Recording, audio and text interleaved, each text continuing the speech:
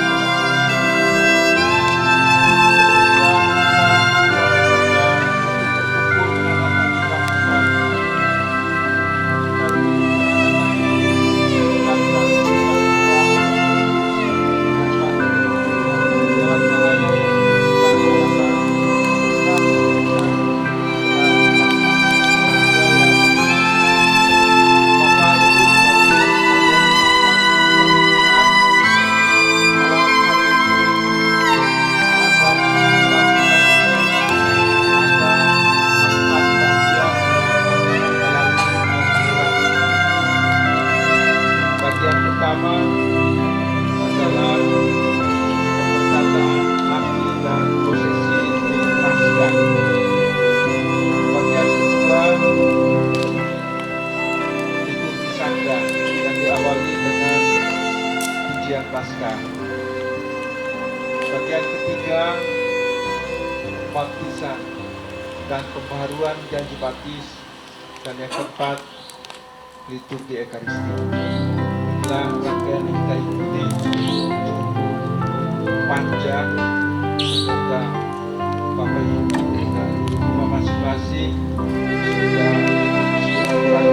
sarapan dan pemeriksaan pada malam hari ini.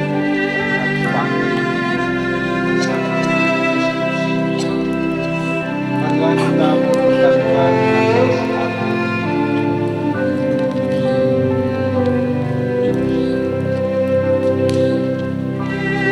Allah Bapa yang Maha Mulia, Engkau telah menganugerahi kami cahaya kemuliaan-Mu dengan perantaraan Kristus. Kami mohon, berkatilah api ibadah ini. Semoga perayaan Paskah ini menyalakan kerinduan kami akan kehidupan kembali, sehingga kelak kami dapat merayakan Paskah dengan hati murni dalam cahaya yang kekal, Kristus Tuhan dan pengantara kami.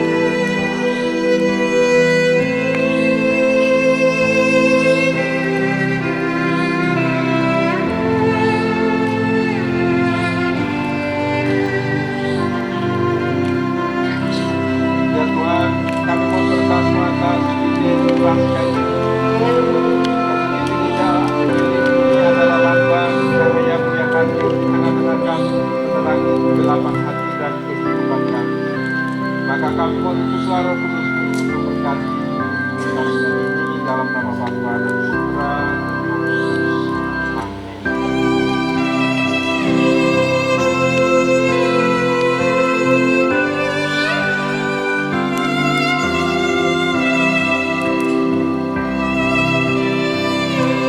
Bapak Ibu saudara sekalian, Anda sekalian jauh kami sekalian, di dalam gereja kami sekalian ada tanda-tanda yang ada pada kehidupan ini. Tanda-tanda kehidupan Yesus. Karena sebagian Katolik kita punya itu banyak tanda-tanda kehidupan yang kita. Maka itu kita bisa melihat semuanya dalam gereja yang ada di atas ini. Paling tidak Romo akan menjelaskan.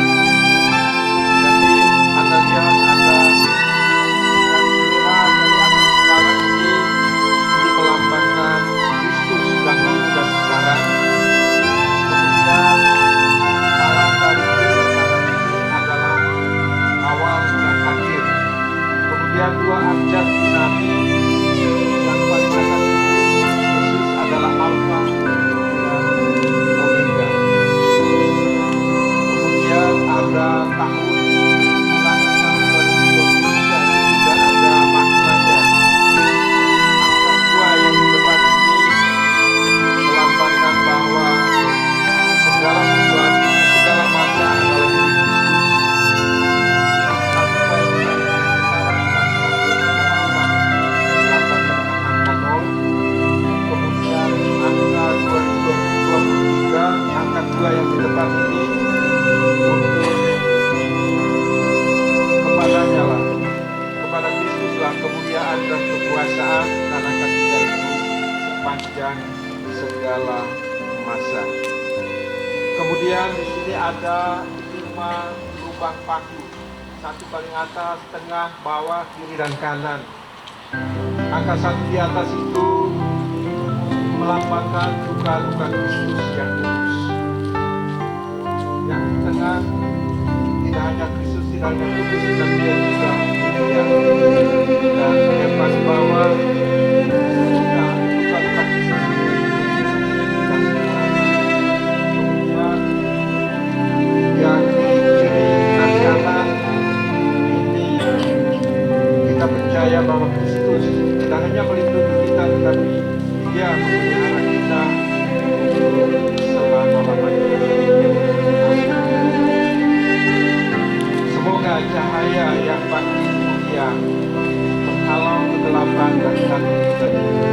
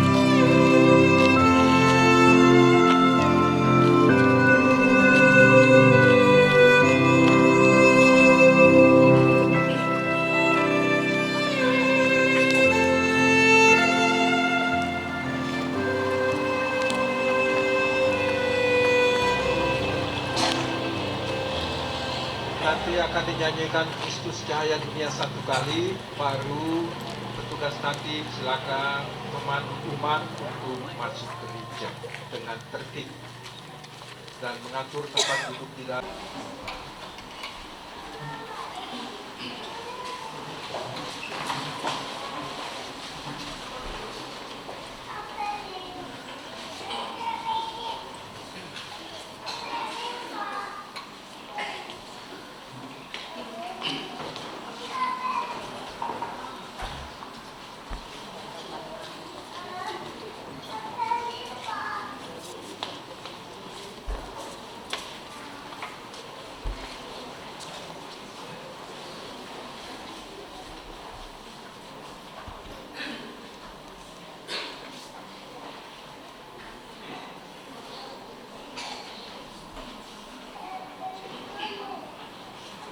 Kristus Cahaya Dunia.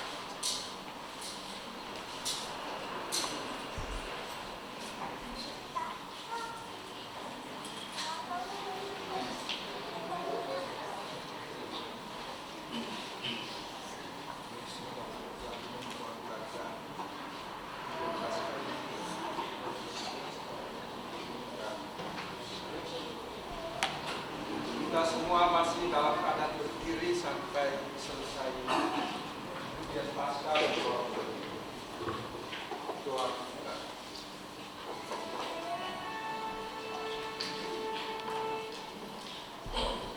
Bersoraklah para malaikat di surga,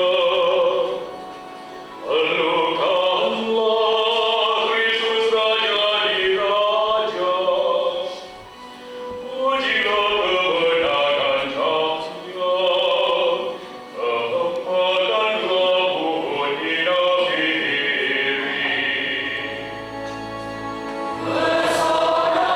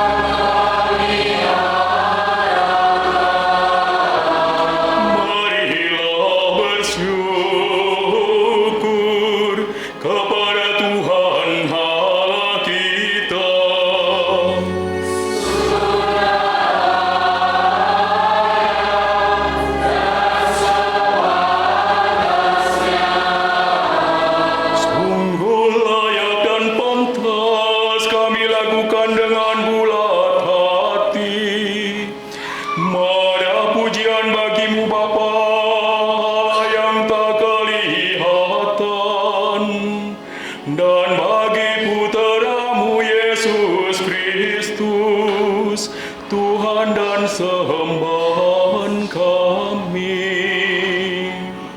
Sebab Ia telah melunasi hutang kami, keturunan Adam kepada Dikau. Ia telah menghapus hutang dosa lama dengan darah hatinya. Inilah pesta Paskah, hari anak domba sejati dikurbankan, dan pintu rumah umat beriman sudah ditandai dengan darahnya. Inilah malam waktu leluhur kami Bani Israel, Kau antar keluar dari Mesir melalui Laut Merah, lewat jalan yang kering. Inilah malam Yesus Kristus mengalahkan kuasa maut dan bangkit sebagai pemenang yang unggul dari kuburnya. Pada malam ini, semua orang yang percaya kepada Kristus, Kau lepaskan dari kedurhakaan dosa, Kau anugerahi rahmat, dan Kau persatukan dalam gereja yang kudus.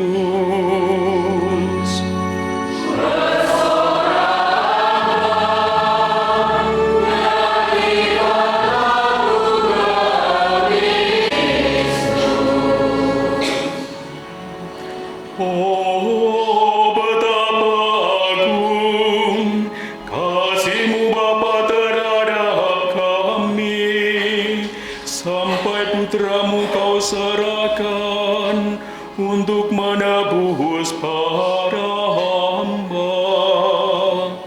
Sungguh perlu dosa haram yang telah dilebur oleh wafat Kristus. Oh, dosa yang menguntungkan, sebab mendatangkan penebus semulia ini. Oh, malam bahagia yang menghubungkan kembali surga dengan dunia, Allah dengan umat manusia.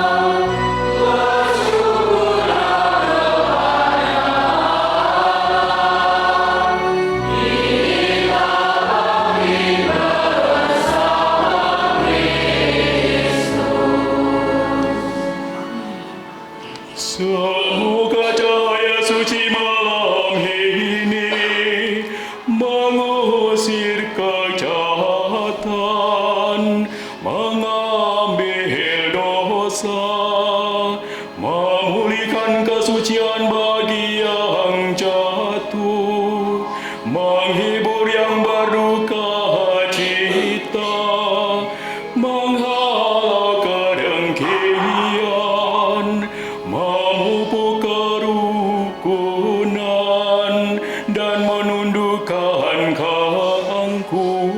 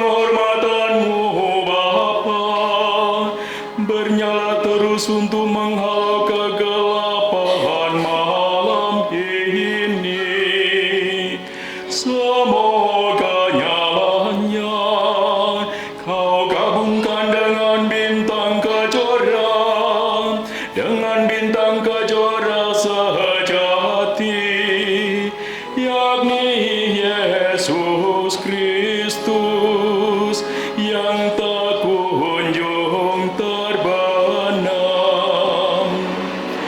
Ia telah terbit dari alam maut dan menyinari umat manusia dengan seri cahayanya. Kini ia bersama dengan Dikau dan Roh Kudus, hidup dan berdaulat sekarang dan sepanjang masa.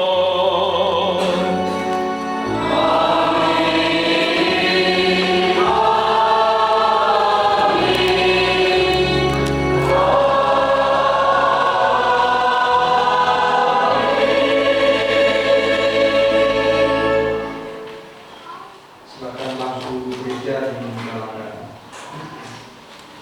Kami dengan berdiam, marilah sekarang kita mendengarkan sabda Allah dengan penuh perhatian. Hendaklah kita renungkan bagaimana Allah menyelamatkan umat dari masa lampau dan bagaimana Dia mengutus putranya menjadi penebus kita. Maka hendaklah kita berdoa agar Allah menyelesaikan karya penyelamatan Paskah ini. Umat disilakan duduk, kita dengar bacaan yang ada 5 bacaan dan duduk dengan tenang, kita duduk dengan ikhlas.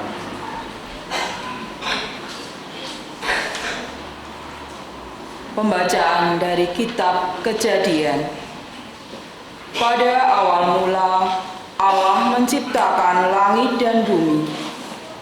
Bumi belum berbentuk dan masih kosong. Gelap gulita meliputi samudera raya, dan Roh Allah melayang-layang di atas permukaan air. Allah berfirman, "Jadilah terang." Maka jadilah terang. Allah melihat bahwa terang itu baik, lalu dipisahkannya terang itu dari gelap. Allah menamai terang itu siang, dan gelap itu malam. Maka jadilah petang dan pagi, hari pertama.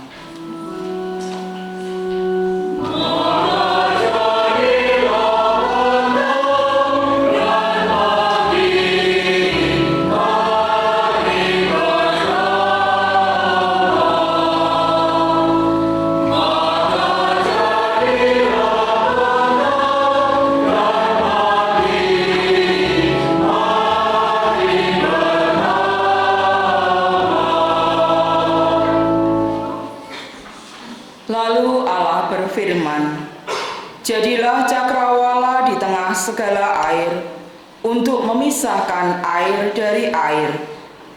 Maka Allah menjadikan cakrawala, dan Ia memisahkan air yang ada di bawah cakrawala itu dari air yang ada di atasnya. Dan jadilah demikian. Allah menamai cakrawala itu langit. Maka jadilah petang dan pagi, hari kedua.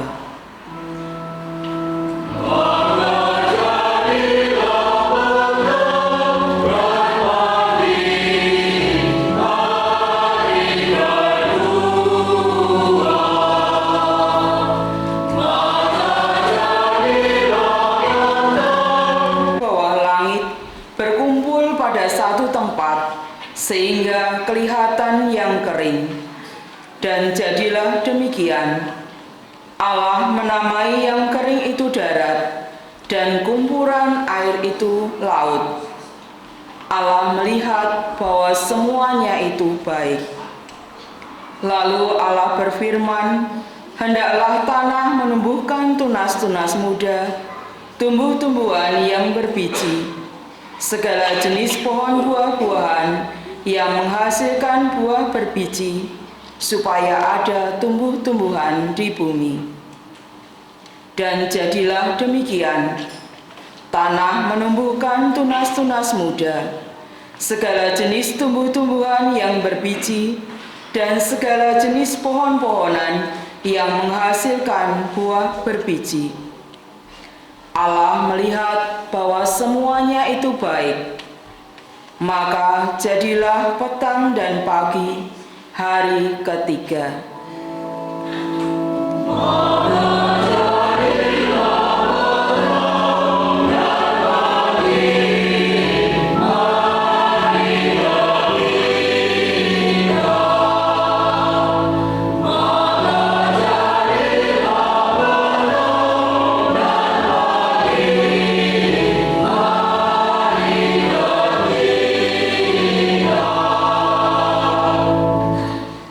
Lalu Allah berfirman, "Jadilah benda-benda penerang pada cakrawala untuk memisahkan siang dari malam.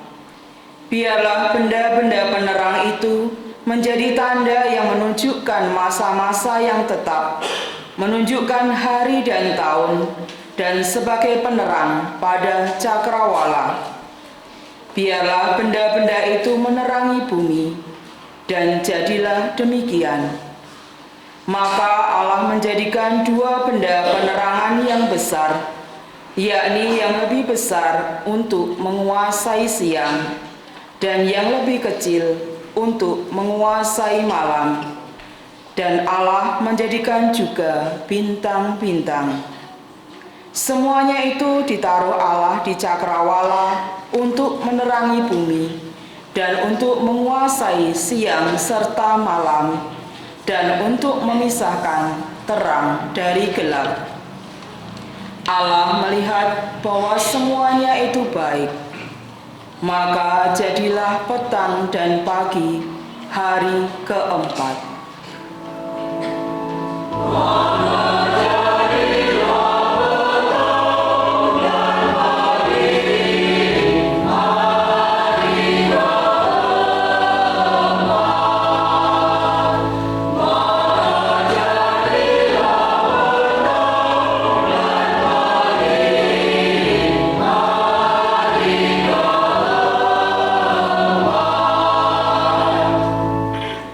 Lalu Allah berfirman, "Hendaklah dalam air berkeriapan makhluk yang hidup, dan hendaklah burung berterbangan di atas bumi melintasi cakrawala." Maka Allah menciptakan binatang-binatang laut yang besar dan segala jenis makhluk hidup yang bergerak, yang berkeriapan di dalam air, dan segala jenis burung yang bersayap. Allah melihat bahwa semuanya itu baik. Lalu Allah memberkati semuanya itu firman-Nya, "Berkembang biaklah dan bertambah banyaklah, serta penuhilah laut, dan hendaklah burung-burung di bumi bertambah banyak." Maka jadilah petang dan pagi hari kelima.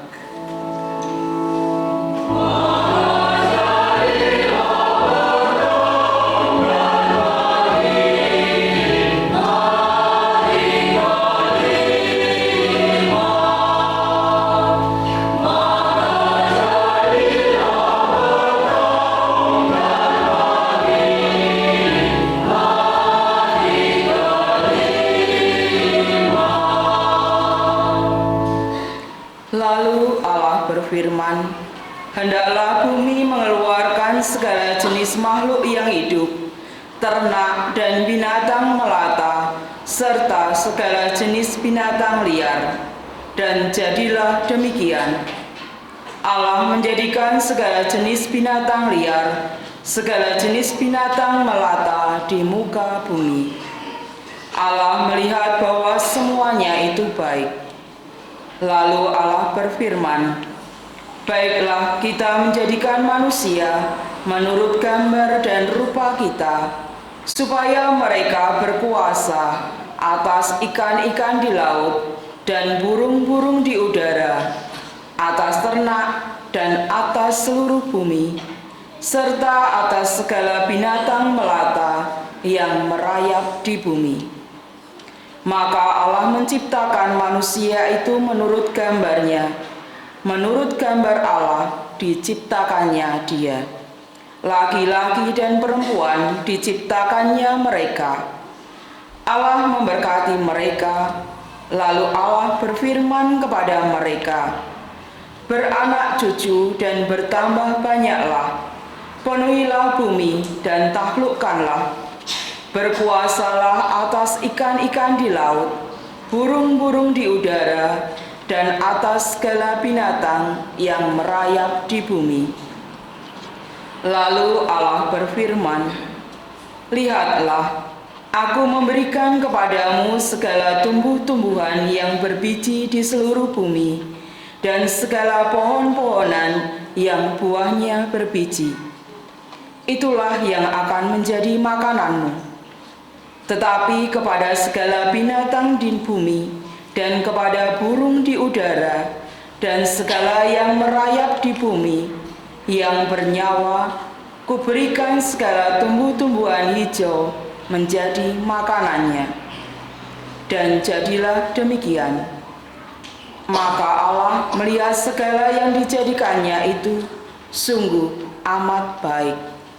Maka jadilah petang dan pagi, hari ke-6.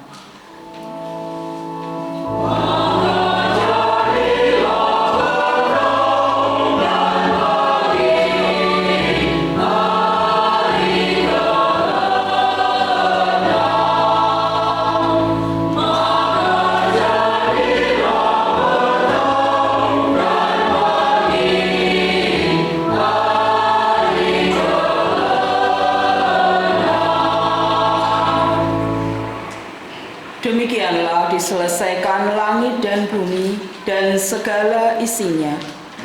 Pada hari ke-7, Allah telah menyelesaikan pekerjaan yang dibuatnya itu. Maka berhentilah Ia pada hari ke-7 dari segala pekerjaan yang telah dibuatnya itu.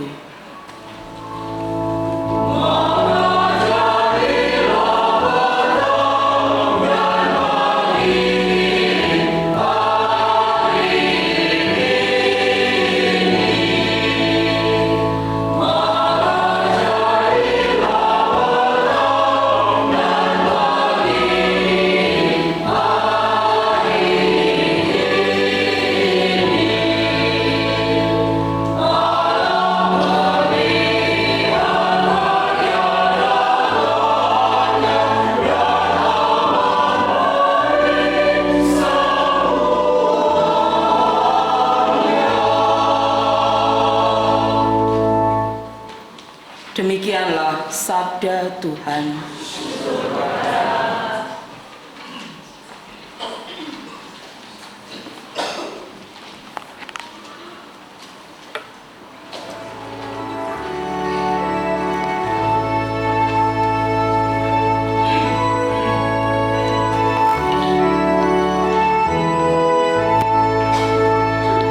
Utuslah Roh-Mu ya Tuhan, dan jadi baru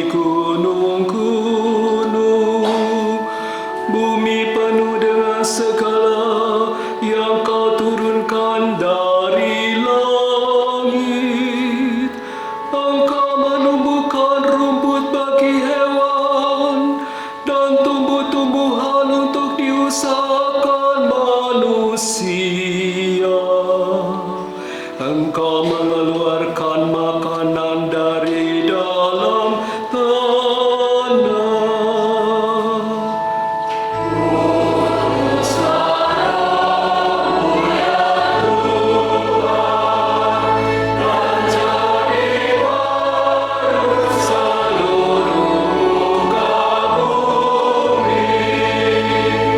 Betapa banyak karyamu ya Tuhan, semuanya Kau buat dengan kebijaksanaan. Bumi penuh dengan ciptaan-Mu. Pujilah Tuhan, hai jiwaku.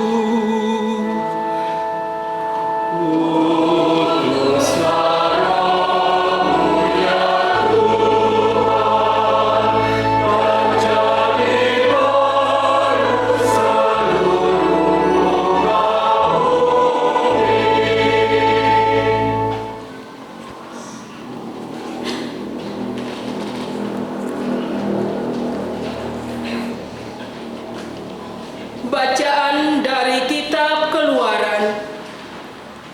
Dalam perjalanan keluar dari tanah Mesir, ketika hampir tersusul oleh pasukan Firaun, ketakutanlah orang-orang Israel dan berseru-seru kepada Tuhan.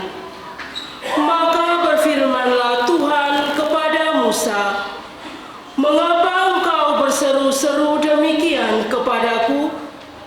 Katakanlah kepada orang Israel supaya mereka berangkat. Dan engkau angkatlah tongkatmu dan ulurkanlah tanganmu ke atas laut dan belalah airnya dan berjalan di tanah yang kering. Dan sementara itu aku akan menegarkan hati orang-orang Mesir sehingga mereka menyusul orang Israel. Dan terhadap Firaun dan seluruh pasukannya, keretanya dan orang-orangnya yang berkuda, aku akan menyatakan kemuliaanku. Maka orang Mesir akan insaf bahwa aku ini Tuhan, apabila aku menampakkan kemuliaanku terhadap Firaun, keretanya dan orang-orangnya yang berkuda." Kemudian bergeraklah malaikat Allah yang tadinya berjalan di depan tentara Israel, lalu berpindah berjalan di belakang mereka. Dan tiang awan yang tadinya bergerak di depan mereka beranjak dan berdiri di belakang mereka. Demikianlah tiang awan itu berdiri di antara tentara Mesir dan orang Israel. Awan itu menimbulkan kegelapan sehingga malam itu berlalu tanpa kesempatan bagi orang Mesir untuk mendekati orang-orang Israel. Lalu Musa mengulurkan tangannya ke atas laut, dan semalam-malaman Tuhan menguapkan air laut dengan perantaraan angin timur yang keras, serta mengeringkan laut itu. Maka terbelahlah air laut itu, dan orang Israel masuk dan berjalan di tengah-tengah laut yang kering. Sedang di kiri dan di kanan mereka, air itu sebagai tembok bagi mereka. Orang Mesir pun mengejar dan menyusul mereka. Semua kuda Firaun, kereta dan pasukan berkudanya mengikuti orang Israel masuk ke tengah-tengah laut itu. Pada waktu jaga pagi, Tuhan memandang tentara Mesir dari dalam tiang api dan awan, lalu mengacau balaukan tentara Mesir. Tuhan membuat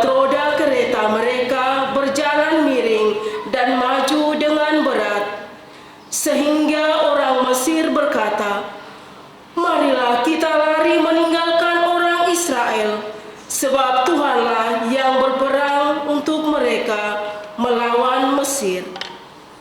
Berfirmanlah Tuhan kepada Musa, "Ulurkanlah tanganmu ke atas laut, supaya air berbalik meliputi orang Mesir, kereta mereka, dan pasukan berkuda mereka."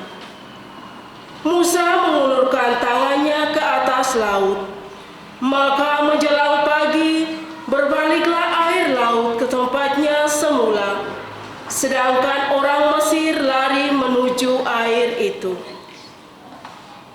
Demikianlah Tuhan mencampakkan orang Mesir ke tengah-tengah laut. Jadi berbaliklah segala air itu, lalu menimbun kereta dan orang berkuda dari seluruh pasukan Firaun yang telah menyusul orang Israel ke laut. Tiada seorang pun di antara mereka yang selamat. Tetapi orang Israel berjalan di tengah kering, di tengah-tengah laut, sedang di kiri dan di kanan mereka air itu bagai tembok bagi mereka.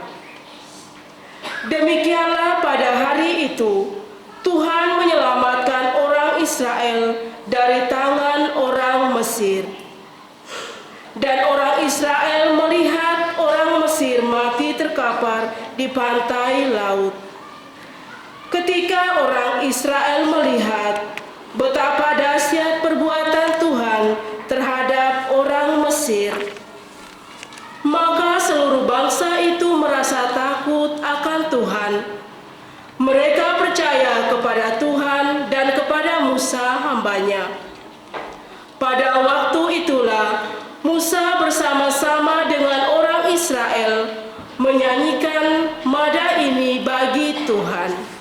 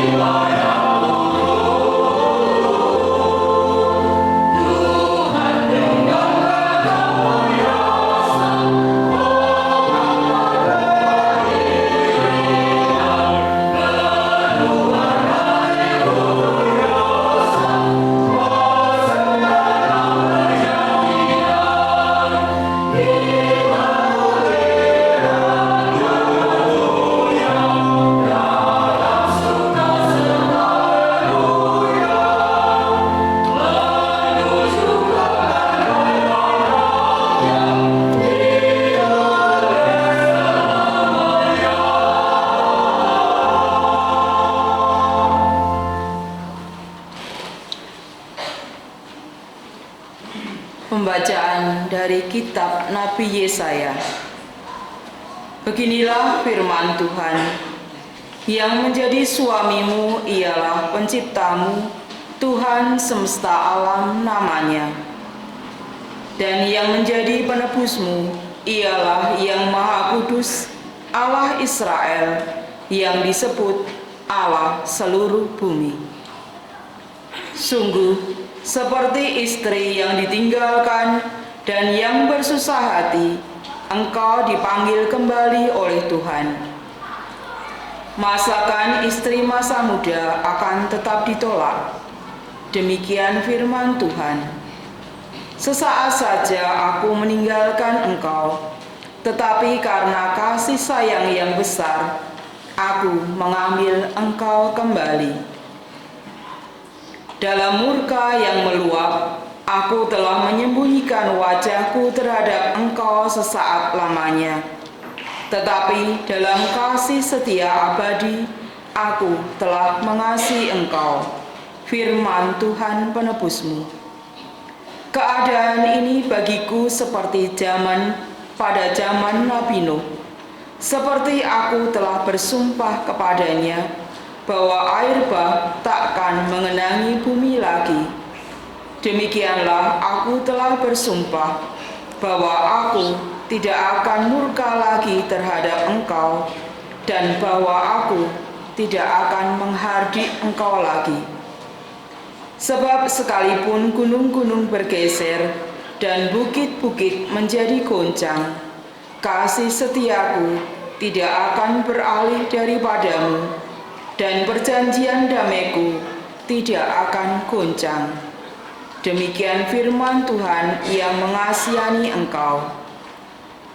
Hai engkau yang tertindas, yang dilanggar angin badai, dan yang tidak dihiburkan, sungguh aku akan meletakkan alas dari batu hitam bagimu, dan dasar-dasar dari batu nilam. Aku akan membuat kemuncak tembokmu dari batu delima, pintu-pintu gerbangmu dari batu manika merah, dan segenap tembok perbatasanmu dari batu permata.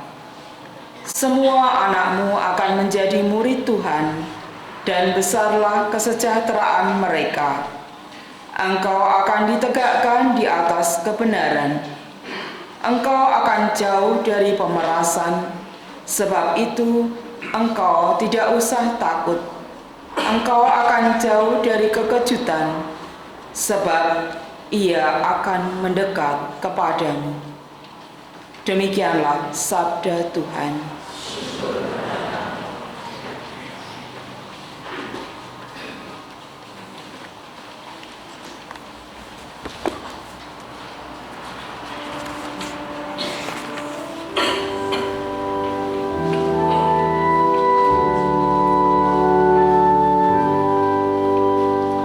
Aku akan memuji Engkau, ya Tuhan.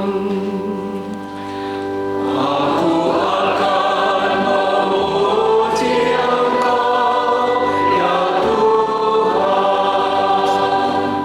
Aku akan memuji Engkau, ya Tuhan, sebab Engkau telah menarik aku ke atas dan tidak membiarkan musuh-musuhku bersukacita atas diriku.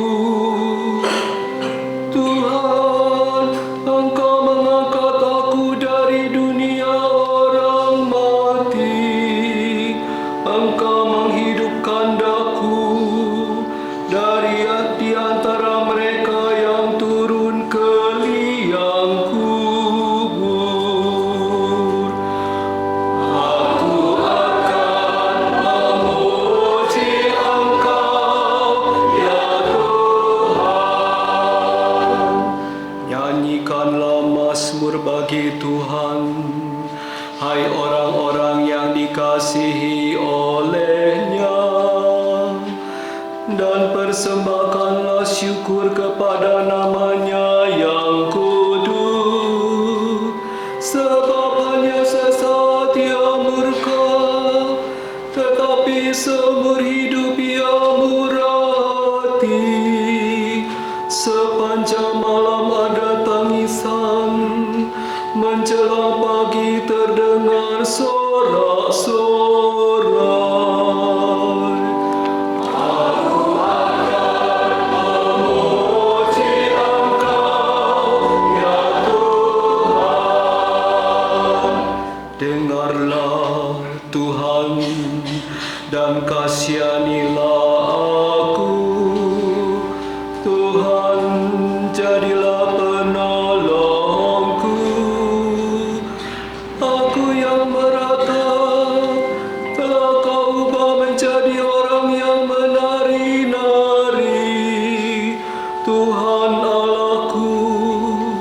untuk selama-lamanya aku mau menyanyikan syukur bagimu.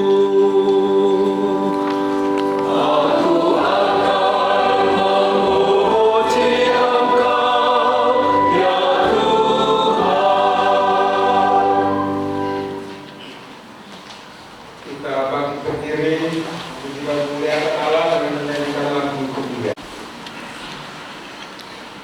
Pembacaan dari surat Rasul Paulus kepada jemaat di Roma. Saudara-saudara, kita semua yang telah dibaptis dalam Kristus telah dibaptis dalam kematiannya. Dengan demikian, kita telah dikuburkan bersama-sama dengan Dia oleh pembaptisan dalam kematian, supaya seperti halnya Kristus telah dibangkitkan dari antara orang mati oleh kemuliaan Bapa, demikian juga kita akan hidup dalam hidup yang baru. Sebab jika kita telah menjadi satu dengan kematiannya, kita juga akan menjadi satu dengan kebangkitannya. Karena kita tahu bahwa manusia lama kita telah turut disalibkan supaya tubuh dosa kita hilang kuasanya, agar jangan kita menghambakan diri lagi kepada dosa. Sebab siapa yang telah mati, ia telah bebas dari dosa. Jadi, jika kita telah mati dengan Kristus, kita percaya bahwa kita akan hidup juga dengan Dia. Karena kita tahu bahwa Kristus sesudah bangkit dari antara orang mati, tidak mati lagi. Maut tidak akan berkuasa lagi atas Dia. Sebab kematiannya adalah kematian terhadap dosa, satu kali untuk selama-lamanya. Dan kehidupannya adalah kehidupan bagi Allah. Demikianlah hendaknya kamu memandangnya. Kamu telah mati bagi dosa, tetapi kamu hidup bagi Allah dalam Kristus Yesus. Demikianlah sabda Tuhan.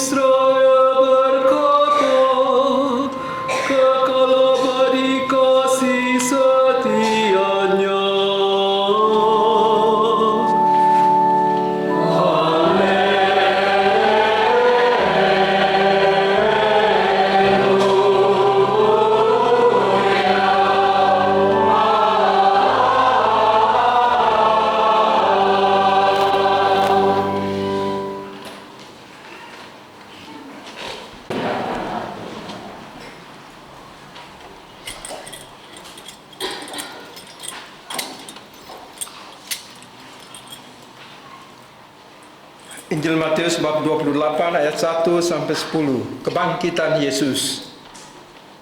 Setelah hari Sabat lewat, menjelang menyingsingnya fajar, pada hari pertama minggu itu, pergilah Maria Magdalena dan Maria yang lain menengok ke kubur itu. Maka terjadilah gempa bumi yang hebat, sebab seorang malaikat Tuhan turun dari langit dan datang ke batu itu dan menggulingkannya, lalu duduk di atasnya. Wajahnya bagaikan kilat dan pakaiannya putih bagaikan salju. Dan penjaga-penjaga itu gentar ketakutan dan menjadi seperti orang-orang mati. Akan tetapi malaikat itu berkata kepada perempuan-perempuan itu, "Janganlah kamu takut, sebab aku tahu kamu mencari Yesus yang disalibkan itu. Ia tidak ada di sini, sebab ia telah bangkit, sama seperti yang telah dikatakannya. Mari, lihatlah tempat ia berbaring. Dan segeralah pergi dan katakanlah kepada murid-muridnya bahwa ia telah bangkit dari antara orang mati. Ia mendahului kamu ke Galilea, di sana kamu akan melihat dia. Sesungguhnya aku telah mengatakannya kepadamu." Mereka segera pergi dari kubur itu dengan takut dan dengan sukacita yang besar, dan berlari cepat-cepat untuk memberitahukannya kepada murid-murid Yesus. Tiba-tiba Yesus berjumpa dengan mereka dan berkata, "Salam bagimu." Mereka mendekatinya dan memeluk kakinya serta menyembahnya. Maka kata Yesus kepada mereka, "Jangan takut. Pergi dan katakanlah kepada saudara-saudaraku supaya mereka pergi ke Galilea, dan di sanalah mereka akan melihat aku." Demikianlah sabda Tuhan.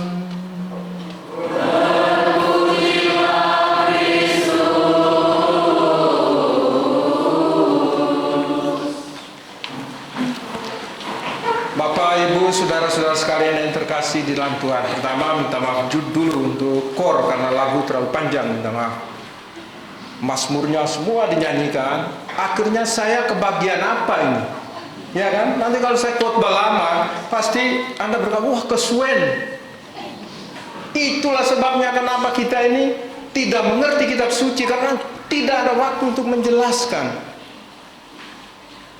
Saya tunggu tadi, saya pikir, ya Mazmur 2 ayat lah. Ini 5 ayat semua, ini 5 ayat semua.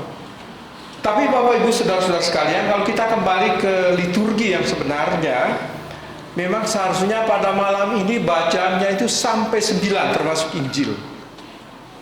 Mungkin juga tanya, kenapa? Karena malam ini adalah malam tuguran, vigili. Maka boleh kita nyanyi panjang itu. Kalau kita betul-betul memaknai supaya apa? Supaya kita ini sampai subuh loh ini. Mau sampai subuh untuk menunggu kebangkitan Yesus. Gitu loh. Maka liturginya memang panjang kisahnya itu. Kita sudah sunat sebagian, ya. Lagu-lagu juga tadi sebetulnya kan setiap habis Mazmur ada doa. Udah doa ini saya pangkas. Ya kan? Kecuali kita semua sepakat bahwa nanti pulang jam 3 pas Yesus bangkit. Ya toh? Kita bisa nyanyi. Jadi liturgi yang panjang pada malam ini memang liturgi vigili, tuguran.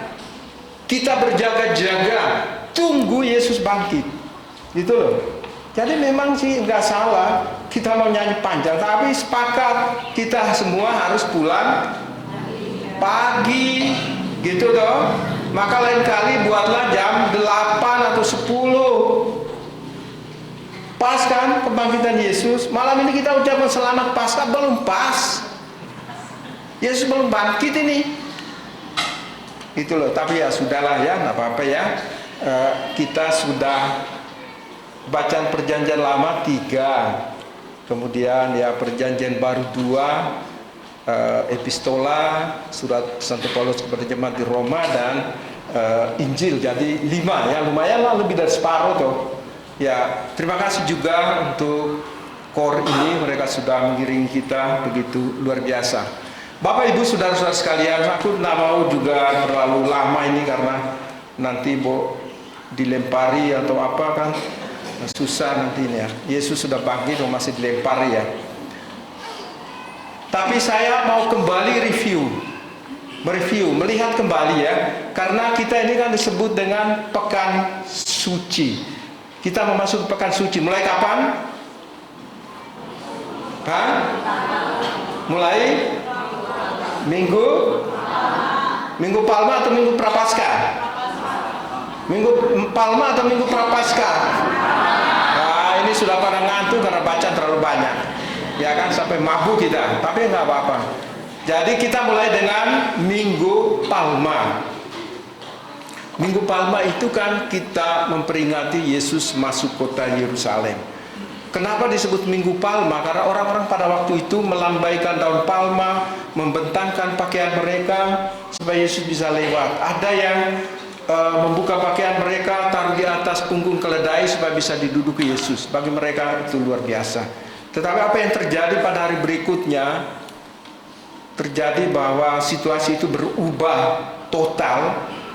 Ya, berubah total pada hari Jumat. Tetapi sudah hari Kamis itu kita merayakan misteri yang sungguh sangat penting bagi kehidupan gereja. Pada hari Kamis Putih itu kita merayakan pertama penetapan Ekaristi oleh Yesus. Yang kedua penetapan imamat kepada para rasul. Supaya Ekaristi ini terus-menerus dirayakan, maka para rasul menetapkan para episkop, para uskup untuk merayakan Ekaristi. Ekaristi ini setelah mereka tidak ada, setelah mereka meninggal. Lah para uskup harus menetapkan para pembantu mereka, yaitu para imam, supaya Ekaristi yang ditinggalkan oleh Yesus itu terus dirayakan sampai akhir zaman. Itu ya, itu Kamis Putih. Dan yang ketiga, Yesus menetapkan kasih persaudaraan. Ya. Lewat apa? Lewat cara apa? Lewat pembasuhan kaki. Jadi pada hari Kamis Putih kan Romo membasuh 12 orang. Mereka bukanlah rasul ya kan? Mereka bukan rasul. Tapi bisa tahun depan kalau mau ibu-ibu ya nggak apa-apa mau. Ya kan? Paus Yohanes Paulus kedua sudah merubah itu. Maka saya juga pernah buat di sini kan variasi. Ada yang komplain, ada yang protes. Memangnya kamu rasul? Sehingga harus laki-laki. Paus saja pergi basuh kaki orang di penjara itu yang bukan Islam. Coba.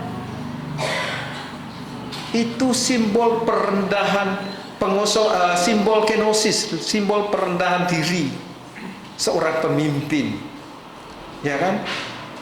Jadi kasih persaudaraan ini Yesus bilang apa? Kamu menyebut aku Tuhan dan Guru, itu tepat. Aku yang Tuhan adalah gurumu dan gurumu membasuh kakimu, maka kamu harus saling membasuh kaki. Itu yang pernah saya buat di sini. Itu kalau nggak salah saya membasuh kaki bapak-bapak, kemudian bapak-bapak membasuh kaki istri dan anaknya. Begitu ya? Ada yang masih ingat ya?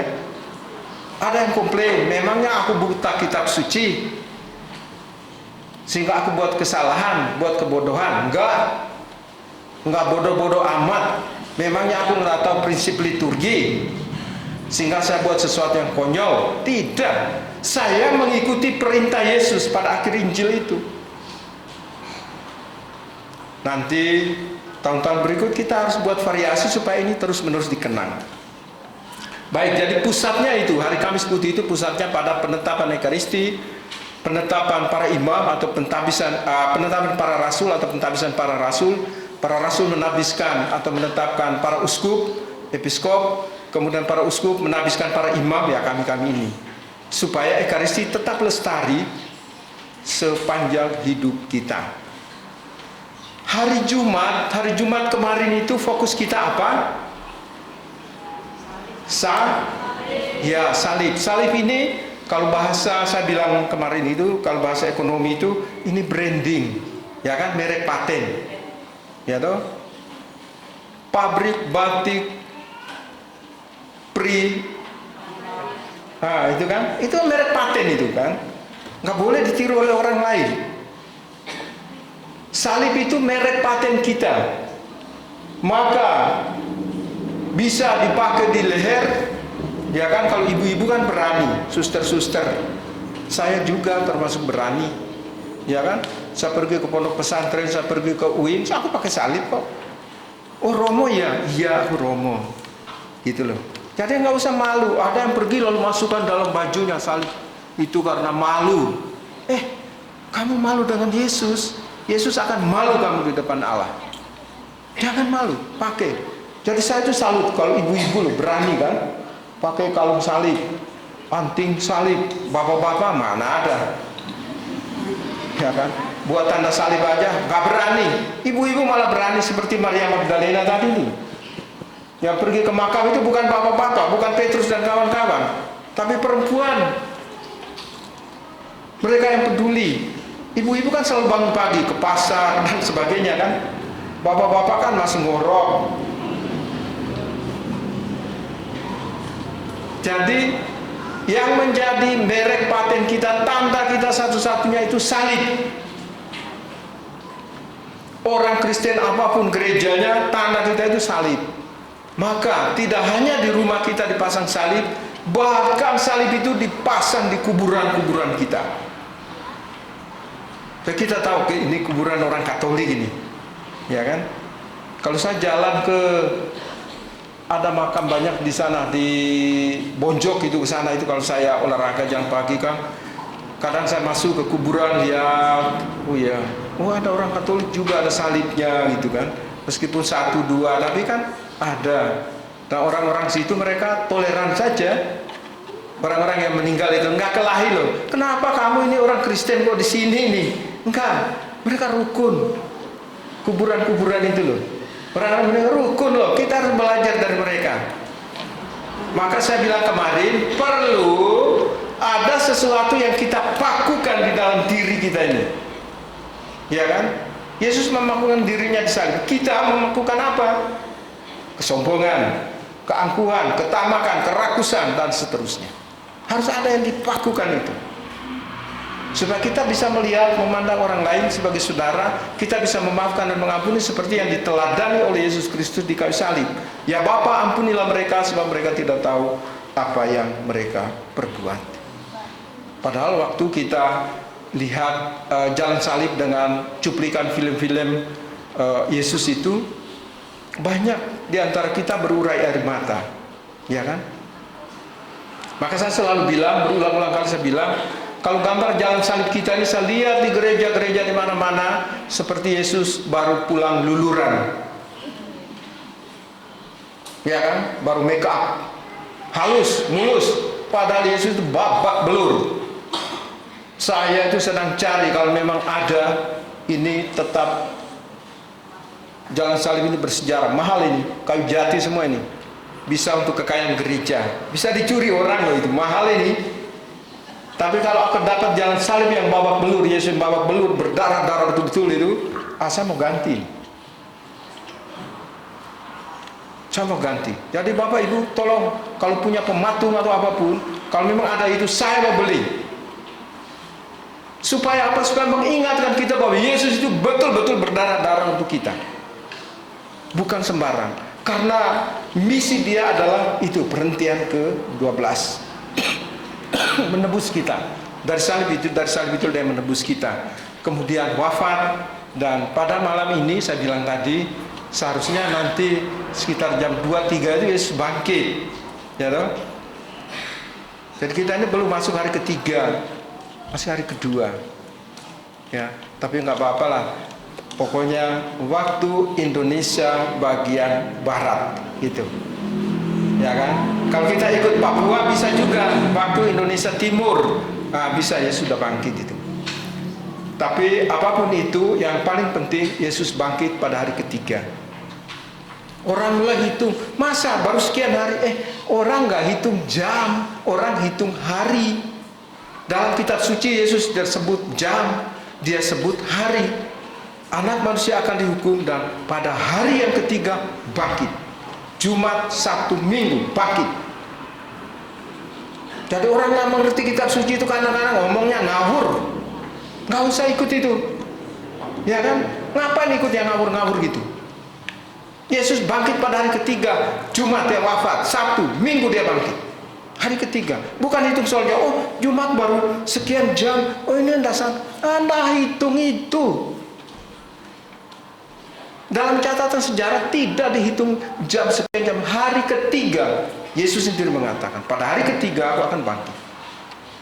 Nah hari ketiga kita dengar dalam bacaan Injil tadi itu, Yesus ditemukan tidak ada di makamnya. Yesus tidak meninggal. Itu artinya apa? Apa artinya Yesus bangkit itu?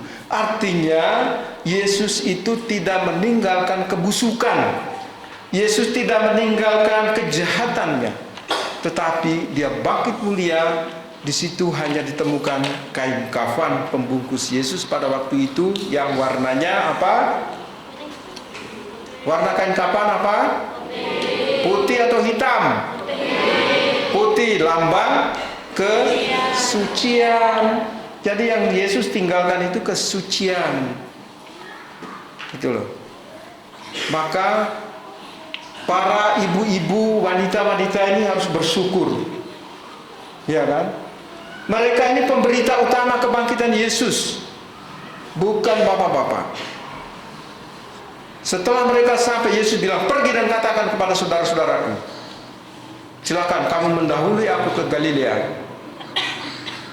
Barulah Petrus angkat jubahnya, lari, karena dia tidak kuat didahului yang lain. Tapi ikut aturan kan, pemimpin harus masuk dulu.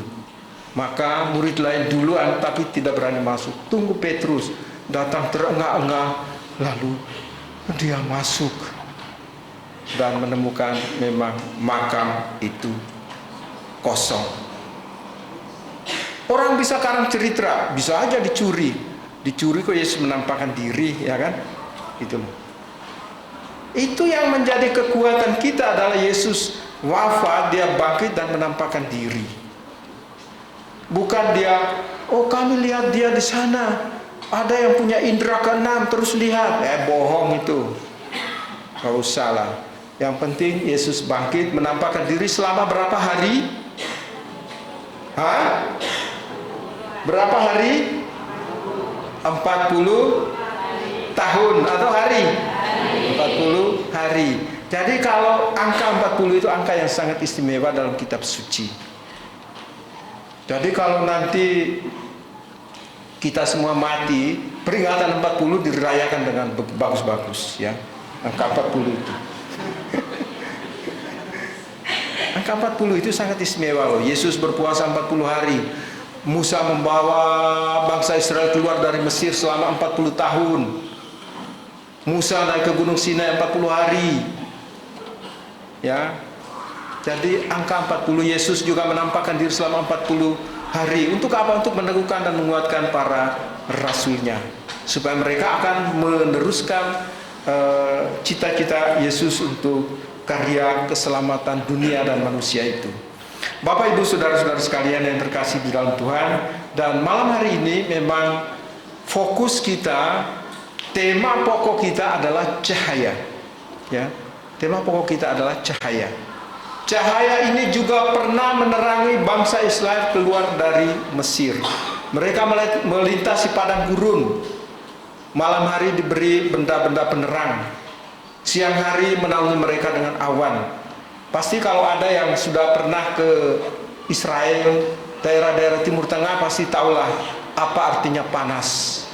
Ya kan? Apa artinya padang gurun? Tidak ada pohon. Sekering setandus-tandusnya daerah saya di NTT, saya masih punya pohon. Ya kan? Meskipun cuma pohon reo, pohon lontar. Yang sudah pernah ke sana pasti lihat, ya kan? Masih ada ilalang, kering memang. Tapi di Israel itu nggak ada. Jadi Anda bayangkan kalau jalan 40 tahun itu rasanya seperti apa? bahwa Allah menyeberangkan mereka dengan kaki kering. Tapi setelah 3 hari mereka jalan, setelah keluar dari Laut Merah itu, mereka mengeluh karena tidak ada air. Mereka mulai berontak juga. Tapi Tuhan Allah bilang kepada Musa, engkau pergi di sana, ada mata air di situ. Mereka coba, pahit. Tuhan bilang, ambil itu sebatang pohon itu, lempar di situ, supaya bangsa itu bisa minum. Jadi kalau kita membaca kisah perjalanan bangsa terpilih itu, di satu sisi Allah menciptakan, di sisi yang lain Allah melindungi dan menyelamatkan. Dan karya keselamatan itu puncaknya pada Yesus Kristus. Jadi cahaya kegelapan malam tadi itu, malam ini diterangi oleh cahaya Kristus. Kristus turut masuk di dalam kegelapan makam, supaya dia menerangi mereka yang ada di dalam kegelapan makam itu, supaya kelak mereka juga akan bangkit bersama dia. Bapak, Ibu, saudara-saudara sekalian yang saya cintai di dalam Tuhan, kita yang percaya kepada Kristus, kita adalah orang-orang yang beruntung, kata Santo Paulus. Karena tidak ada satu nabi dan rasul, tidak ada penyelamat dunia yang lain selain Yesus Kristus. Orang boleh berdalih, orang boleh omong apa saja, tapi Yesus Kristus itu satu-satunya juru selamat. Agama boleh banyak, nabi boleh banyak, rasul boleh banyak, juru selamat cuma satu, Yesus Kristus. Terserah orang lain mau percaya, kami punya juru selamat, ya terserah kan, tidak apa-apa. Tidak perlu kita bantah, tapi kami punya, janjinya jelas. Yesus bilang, yang percaya kepadaku akan kubangkitkan pada akhir zaman, dan akan kuberikan dia hidup kekal. Apakah Yesus bisa membangkitkan? Anda percaya Yesus bisa membangkitkan? Percaya? Ya, percaya. Dia membangkitkan siapa saja. Lazarus, putri Yairus. Dia menunjukkan bahwa aku itu bisa. Itu loh. Jadi apa yang dia buat, apa yang dia ucapkan, itu yang Yesus buat. Jadi untuk apa kita ragu dengan Yesus? Kalau orang ragu dengan Yesus, itu memang sayang sekali itu. Harus bertobat, cepat-cepat kembalilah. Tuhan Yesus masih menyambut dengan sukacita. Siapa? Nabi mana, rasul mana yang menjanjikan besok lusa kalau kau mati, kamu ada di rumah Bapa? Siapa? Enggak ada, hanya Yesus. Yesus berkata, aku, jangan gelisah hatimu, percaya pada Allah, percaya juga kepadaku. Di rumah Bapakku banyak tempat tinggal. Aku pergi menyediakan tempat bagi kamu, supaya di tempat di mana aku berada, kamu pun berada. Adakah orang lain yang menjanjikan itu? Nabi lain, rasul lain? Tidak. Hanya Yesus. Kok dia tahu bahwa di rumah Bapa banyak tempat tinggal? Ada yang bisa jawab? Kok Yesus tahu bahwa di rumah Bapakku banyak tempat tinggal? Nggak usah booking, meskipun ini musim libur. Ya kan? Musim orang mudik, nggak perlu booking. Di rumah Bapakku banyak tempat tinggal. Ada yang bisa menjawab? Kenapa? Yesus tahu nih. Hah? Ada yang bisa jawab? Hah? Karena Yesus dari sana. Gitu loh. Jadi orang yang misalnya pernah tinggal di Inggris dan dia bercerita tentang Inggris, aku percaya. Tapi kalau aku cuma di Banyumas, aku cerita berapi-api. Inggris itu ada ini, ada. Jangan percaya itu. Iya kan? Yesus itu dari sana, maka dia tahu. Itu loh. Kalau Anda belum pernah pergi ke Lourdes dan Anda cerita tentang Lourdes, ya nggak mungkin, tidak akurat. Tapi orang yang pergi dan kembali untuk menceritakan pasti akurat.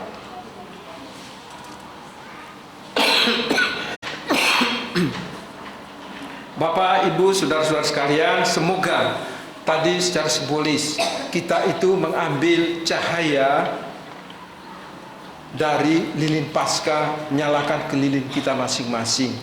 Romo jelaskan sedikit saja bahwa Kristus itu cahaya dunia. Dalam Injil Yohanes, Yesus berkata, "Akulah cahaya dunia." Yesus berharap supaya cahayanya yang kita ambil, kita bisa pergi untuk menerangi hati, budi, pikiran orang lain yang ada dalam kegelapan. Maka Yesus berkata dalam Injil Matius bab 5, bab 5 ayat 14, "Kamu adalah terang dunia."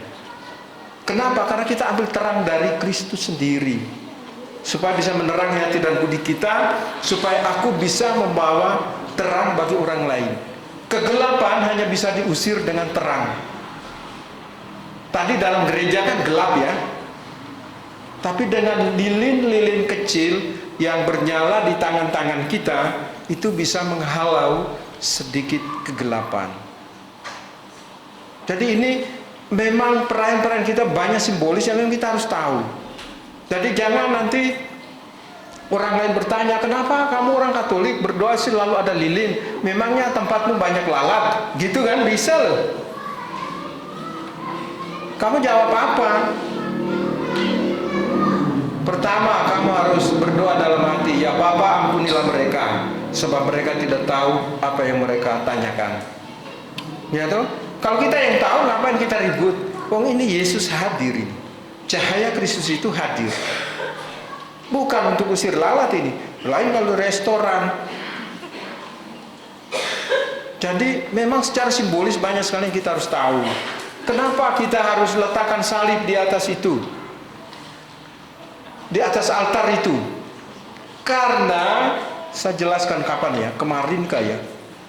Karena altar ini adalah Kalvari, tempat kita mengorbankan Yesus. Yesus mengorbankan hidupnya. Maka altar itu kan altar selalu warna putih. Sejak saya di sini, saya larang, jangan pasang warna-warni di altar itu. Saya bidang liturgi merengut dengan saya, nggak apa-apa. Saya ambil buku pedomannya. Oke, ini Romo itu nggak omong kosong, ini loh. Baca ini baik-baik. Sudah tahu liturgi salah, kita betulin malah mulutnya dipanjangkan itu. Jadi ini Yesus yang hadir, maka Yesus itu kan simbol kesucian toh. Maka tidak boleh warna liturgi yang lain, boleh, ya kan? Boleh. Kalau saya pakai kasula hijau itu berarti minggu biasa. Kalau saya pakai warna merah bisa juga seperti Jumat Agung kemarin, atau Minggu Palma, atau ada perayaan-perayaan para martir. Kalau saya pakai ungu berarti Prapaskah atau Advent, seperti itu. Atau penghubur misa requiem, pemberkatan jenazah dan sebagainya. Jadi adalah simbolik. Jadi tapi ini tetap putih. Maka saya datang sini 2015, 2016, itu saya langsung robah, kok ini altarnya kok kayak lapak ya warnanya ya. Saya suruh ganti semua. Ini pun baru ada 2 orang yang nyumbang kain altar putih ini. Mungkin yang lain nyumbang karena jengkel dengan saya. Enggak apa-apa kalau kamu marah dengan saya hanya takut dengan Tuhan kalau dimarah Tuhan. Jadi kita betulkan ya apa yang kurang, kita betulkan supaya benar. Karena ini altar ini Kalvari. Maka saya selalu ingatkan berulang-ulang, mungkin sampai kamu bosan, bahwa doa syukur agung, ya doa syukur agung itu nanti itu saya beritahu semua harus berlutut, kecuali yang duduk di kursi merah berdiri. Yesus hadir. Seandainya Jokowi itu masuk di gereja kita ini, kamu duduk atau berdiri? Hah? Berdiri. Masa Yesus datang kamu duduk? Yesus hadir. Dia hadir. Apalagi pada saat konsekrasi. Maka saya sudah berulang kali. Sekarang ini saya khotbah ini, kalau mau kebelet ke toilet pergi sekarang, supaya nanti pas Yesus datang dalam konsekrasi itu engkau hadir di sini. Engkau boleh minta apa saja. Yesus sudah bilang mintalah, maka kamu akan diberi. Hanya kita kan nggak tahu minta. Pas Yesus datang kamu mintanya di toilet, iya kan? Gitu loh. Yang keluar di sana apa yang kamu dapat apa? Kentut, kencing di sana, ya kan? Gitu loh. Jadi mulai bertobat kita ini ya, harus bertobat. Supaya saya khotbah ini kamu tinggalkan nggak apa-apa, nggak penting kok. Jangan sampai kamu meninggalkan dia. Yesus bilang apa? Kalau kamu memberi punggungmu kepadaku, aku juga akan memberikan punggungku kepadamu. Kalau kamu menolak aku di dunia ini, aku akan menolak kamu di hadapan Bapa. Kalau kamu menyangkal aku di dunia ini, saya akan menyangkal engkau. Jadi komplit jelas. Mudah-mudahan cahaya Paskah malam ini menerangi hati dan budi kita. Sedikit demi sedikit kita mulai mengerti, memahami simbol-simbol, tanda-tanda dalam kehidupan iman kita untuk meneguhkan dan menguatkan kita semua. Amin.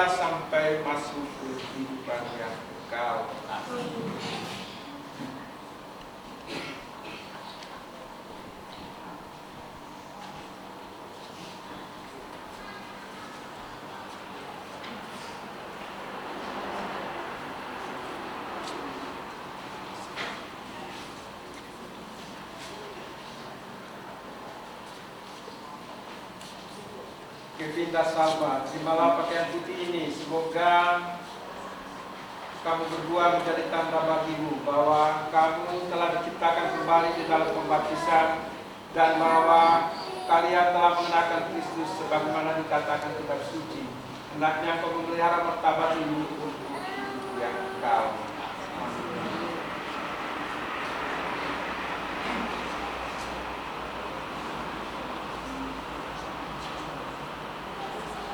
Ibu dan Bapak serta wali baptis kepada saudara diserahkan tugas melindungi cahaya ini. Jagalah anak-anak ini agar selalu hidup dalam terang Kristus sebagai putra putri cahaya. Bimbinglah mereka agar tetap berkembang iman sehingga pada saat Tuhan datang mereka dapat menyongsong Kristus bersama semua orang kudus dalam istana Bapa di surga. Terimalah lilin lambat Kristus yang bangkit dengan mulia. Semoga Kristus menerangi anak-anak ini supaya dalam perjalanan hidupnya mereka menjadi cahaya bagi orang lain. Kini marilah kita mohon kepada Tuhan agar Dia sudi membantu anak-anak ini mendengarkan amanatnya dan mengakuinya.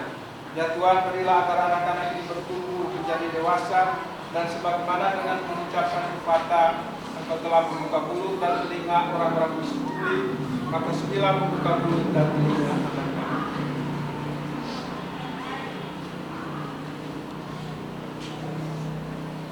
Agar mereka dapat mendengarkan sabda-Mu dan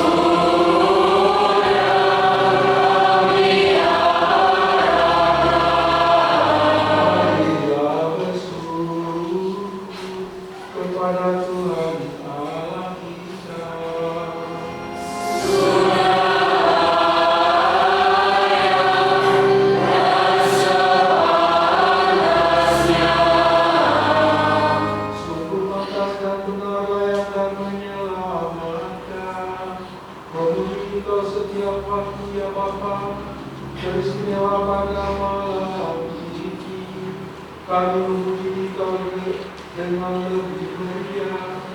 sebab Kristus Paskah kami sudah dikurbankan. Sebab Dia anak domba sejati yang menghapus dosa dunia. Dengan wafat Dia menghancurkan kematian, dan dengan bangkit Dia memberikan kehidupan. Maka dari itu, dalam sukacita Paskah yang berlimpah, seluruh dunia di atas muka bumi bersorak, bersorak-sorai. Demikian juga kekuatan surga serta para malaikat mengumandangkan arah kemuliaan bagimu dengan tak henti-hentinya bernyanyi.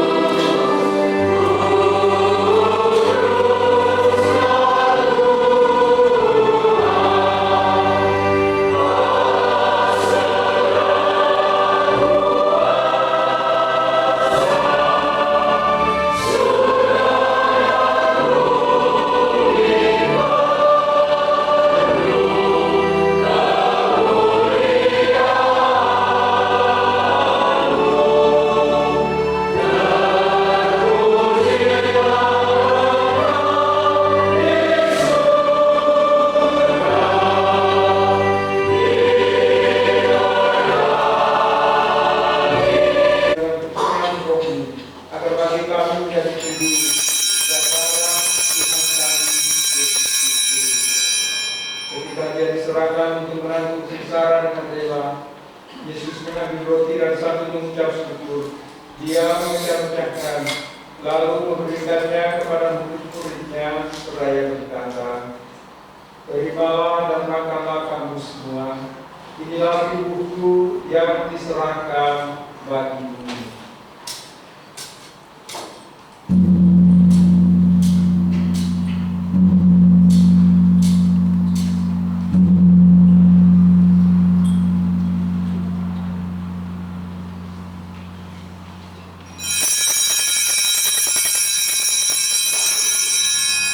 Demikian pula sesudah perjamuan Yesus mengambil piala. Sekali lagi Dia mengucap syukur kepadamu, memberikannya kepada murid-muridnya seraya berkata, "Terimalah dan minumlah kamu semua. Inilah piala darahku, darah perjanjian baru dan kekal yang ditumpahkan bagimu dan bagi semua orang demi pengampunan dosa. Lakukanlah ini sebagai kenangan akan aku."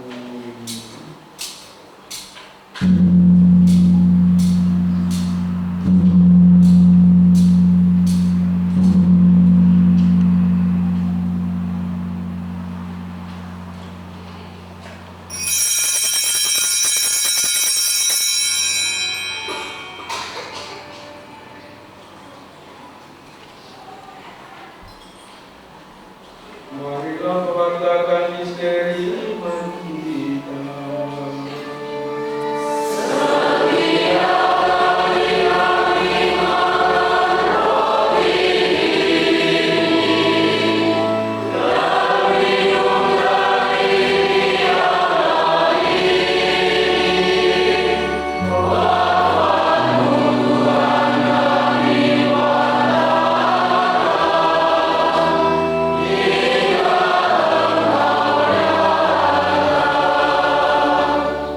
Sambil mengenangkan wafat dan kebangkitan Kristus, kami mempersembahkan kepada Dia Bapa roti kehidupan dan jalan keselamatan.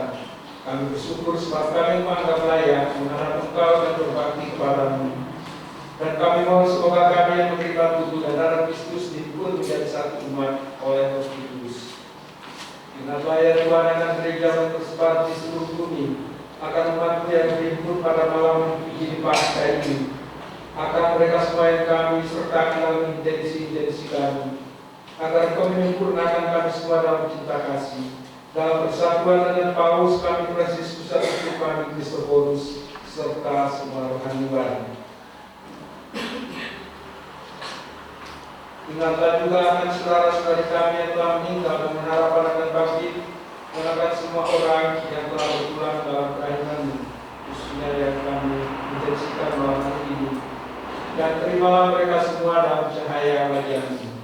Kami mohon kasihanilah kami semua agar kami terima dalam kebahagiaan abadi bersama Santa Perawan Maria, Bunda Allah, Sang Yesus lainnya, para rasul dan semua orang kudus sepanjang masa yang hidupnya berkenan padamu. Semoga kami turun untuk perkenankan turut serta memuji dan memuliakan Engkau dengan pengantaran Yesus Kristus Putra-Mu. Dengan pengantaran Dia bersama Dia dan dalam dunia, bagi malam Bapa yang Maha Kuasa, dalam persekutuan dengan Roh Kudus, segala hormat dan kemuliaan sepanjang segala masa.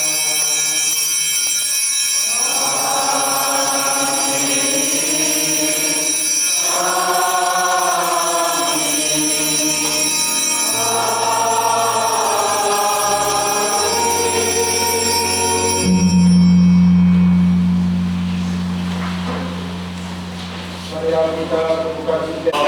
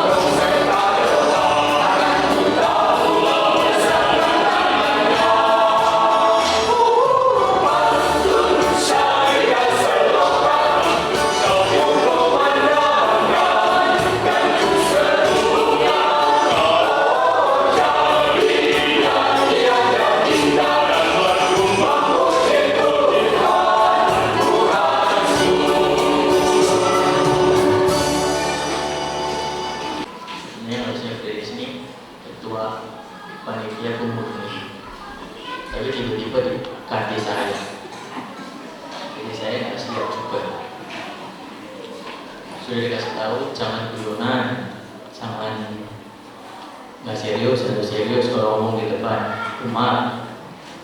Tapi saya susah serius ya kalau di sini itu serius itu apalagi nggak siap gitu.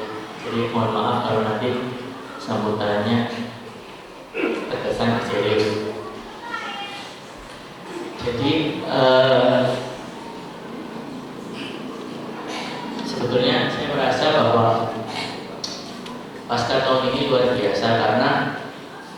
kita ini sungguh diberkati. Kenapa? Ada dua hal. Yang pertama, panitia terbentuk itu setelah masuk Prapaskah. Jadi hampir 2 minggu setelah Rabu Abu. Setahu saya biasanya sebelum Rabu Abu panitia sudah terbentuk, tapi ini belum. Saya juga sudah merasa was-was banget waktu itu. Tapi puji Tuhan sampai malam ini semua lancar. Dari semua lingkungan pun bisa tampil dengan baik. Miss Dinar semua juga tampil dengan baik. Terus ada yang kedua, salah satu keajaiban malam hari ini adalah Romo itu sebetulnya sakit. Romo itu sebetulnya kemarin dari Rebo itu udah bilang ke saya, aduh saya nggak bisa bicara nih. Padahal masih panjang, masih ada Kamis Putih, masih ada Jumat Agung, masih ada Malam Paskah. Tapi Romo radang mungkin ya Romo. Jadi wah saya juga aduh gimana nih ya, kalau sampai Romo nggak bisa khotbah bahaya ya. Tapi puji Tuhan malam hari ini Romo khotbah dengan sangat baik, semangat, berapi-api juga, sehingga saya meskipun 3 jam ngantuk. Ya paling itulah yang saya akan sampaikan tentang paromi ini selama persiapan Paskah. Terima kasih buat semua panitia. Romo. Terima kasih buat panitia yang dipimpin oleh Ibu Murni dan timnya, semua dari lingkungan, petugas-petugas liturgi, Pak Polisi yang ada di depan juga, dokumentasi, syuting video semua. Terima kasih banyak dan semoga malam Paskah ini sungguh memberi semangat pada kita untuk terus berada di dalam jalan Tuhan ya. Itu aja. Terima kasih. Selamat malam, berkah dalam. Tuhan bersamamu. Semoga berkat perayaan meriah Paskah ini Allah yang Maha Kuasa dan Maha Rahim melindungi kita terhadap segala dosa. Semoga demi kebangkitan putranya yang tunggal Allah menganugerai kita sekalian hidup abadi yang sempurna. Semoga berkat bimbingan Yesus Kristus yang bangkit jaya, kita dengan hati yang gembira sampai pada perayaan Paskah abadi di surga. Dan semoga saudara-saudara sekalian, mereka semua yang kita doakan selalu dilindungi, dikuatkan, dibimbing oleh Tuhan Allah yang Maha Kuasa, Bapa dan Putra dan Roh Kudus. Amin. Saudara-saudari sekalian, perayaan Ekaristi sudah selesai. Haleluya.